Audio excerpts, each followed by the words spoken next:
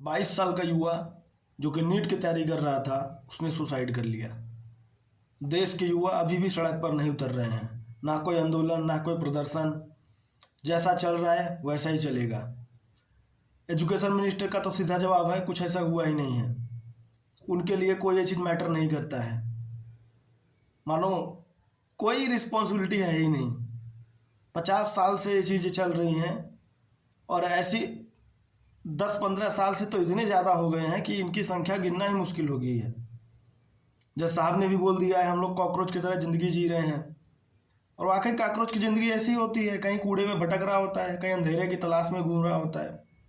यही तो युवा है, अंधेरे में तीर मार रहा है। कॉकरोच अंधेरे में घूमता है, अंधेरे में खाना ढूंढता है, कहीं बिस्तर के नीचे, कहीं बाथरूम में, कहीं टॉयलेट में। वही हम लोग की ज़िंदगी हो गई है। कूड़े के इतने बड़ा कूड़ा का शहर बन चुका है, उसमें रह रहे हैं।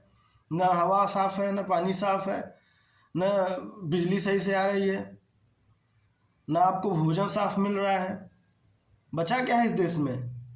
सिर्फ नेताओं की रैलियाँ बड़ी बड़ी दिखने को मिलती हैं, बड़ी बड़ी बातें सुनने को मिलती हैं। आप सोचिए कि 24 लाख बच्चे, उनका फार्म का पैसा जोड़िए, और ये जो री एग्जाम कराएंगे वो पैसा कहाँ से आएगा? इनसे ज़रा पूछिए आप कि वो जो री एग्जाम का पैसा वो कहाँ से आएगा? क्या हम ही लोग से आएगा वो पैसा, या कौन देगा वो पैसा? जाहिर सी बात है, आप उन बच्चों से दोबारा पैसा तो लोगे नहीं।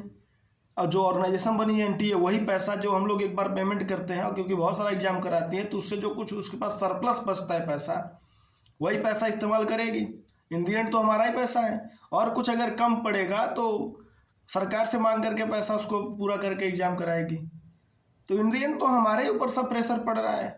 एक बंदे की गलती की वजह से, जो कि बहुत पैसा कमाया होगा, तो 10 करोड़ कमाया होगा, 15 करोड़ कमाया होगा, 50 करोड़ भी जोड़ लीजिए, तब भी 4,000-5,000 करोड़ रुपए का जो एग्जाम हो रहा है उसको बर्बाद कर दिया और दोबारा पैसा वो खर्च करवा रहा है।